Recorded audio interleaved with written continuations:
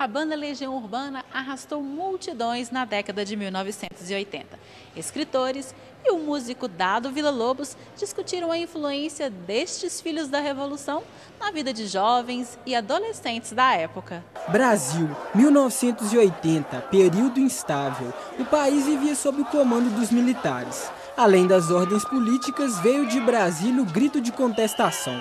Um grupo de jovens usava as músicas para expressar o sentimento da população. Que você vai me entender, eu posso estar sozinho, mas eu sei muito bem aonde estou. Você pode até duvidar, acho que isso não é amor. A década de 80 é rotulada por muitos como a década perdida. Contudo, não podemos dizer o mesmo quando o assunto é rock and roll. Neste período, várias bandas ganharam repercussão nacional, como a Legião Urbana. Renato Russo foi o grande símbolo dessa época. O roqueiro carioca costurava os retalhos dos anseios dos brasileiros e formava uma colcha de questionamentos. Que país é este? Que país é esse? Que país é esse? Que país é esse?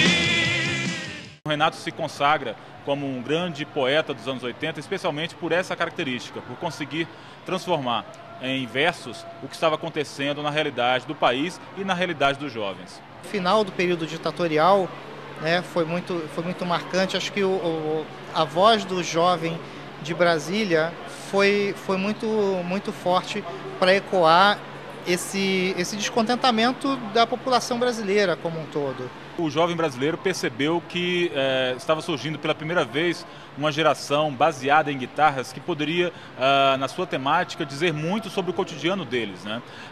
Então, assim, se a sonoridade era muito derivada do que acontecia nos Estados Unidos, na Inglaterra, em outros países, né? Mas a temática das letras dessa geração, a chamada geração Coca-Cola, era essencialmente nacional, era essencialmente brasileira. Então, os jovens se identificavam, e até hoje se identificam com aqueles valores que o Renato e toda a sua turma valorizavam, né, nas suas letras. E o palco de toda essa efervescência musical era Brasília.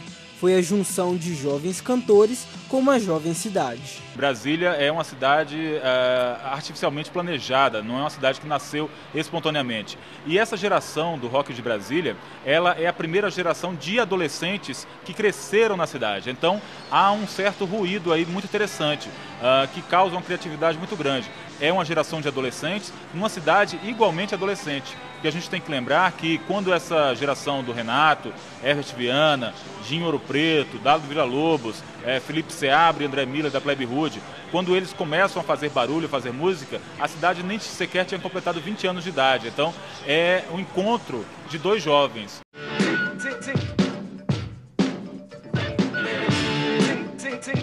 Os princípios do punk rock, somado ao rock inglês e americano, foram as principais influências das bandas brasileiras. As influências são muito diversas, passam também pela literatura, passam pelo cinema, passam por outras formas de se expressar. Dado Villa-Lobos viveu essa história. O guitarrista do Legião Urbana também compunha ao lado de Renato e procurava expressar nas canções o que eles viviam na época. Foram 25 anos de repressão cultural, repressão social, repressão política, repressão em todos os sentidos. E que estava faltando justamente a voz, nesses 20 e tantos anos, a voz do jovem, que basicamente é uma voz, é uma forma de você dar sequência à vida social, à vida cultural, à vida em geral, em qualquer ambiente. Né? E eu acho que o que aconteceu com a redemocratização no Brasil foi sintomático, foi uma consequência, justamente, abriram a porteira, abriram a porta, vamos embora. Eu acho que o jovem finalmente conseguiu, opa, esses caras estão falando o que eu penso, o que eu quero ouvir, e além do que, uma grande massa de gente que queria comprar, consumir.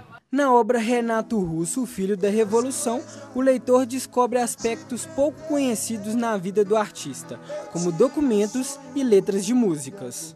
Mais do que uma biografia de um roqueiro, eu acho que esse livro é o retrato de um artista quando jovem. Acho que as pessoas vão conhecer outras faces, algumas delas bem desconhecidas, do Renato Russo. Ele não é apenas um livro sobre o Renato Russo.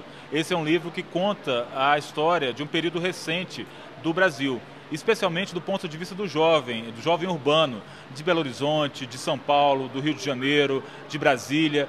Acho que as pessoas vão se identificar e vão encontrar pedaços da sua própria história na história do Renato Russo. E as letras de Russo também serviram de base para a produção do livro de poemas Como Se Não Houvesse Amanhã. Eu tive a ideia de fazer uma história inspirada numa das minhas músicas preferidas. Fui conversando com outros escritores e descobri que também são fãs de Legião Urbana e todo mundo queria também fazer um conto. E daí saiu essa antologia Como Se Não Houvesse Amanhã. Tentei te entender, você não soube explicar. Eu fiz questão de ir lá ver, não consegui enxergar. Desempregado, despejado. As bandas de rock que tiveram ápice na década de 80 perderam a força depois da queda do regime militar. Mas mesmo assim, as letras continuam atuais. As músicas que elas compuseram, especialmente as músicas do Renato, continuam muito atuais, né? Quando ele pergunta que país é este, e essa pergunta vem desde 1978, a gente ainda também se pergunta que país é este, né? Então, infelizmente, as músicas do Renato não ficaram datadas, muito pelo contrário, ainda procuramos a resposta para essa e para outras perguntas. Muitos temores nascem do cansaço e da solidão, descompasso.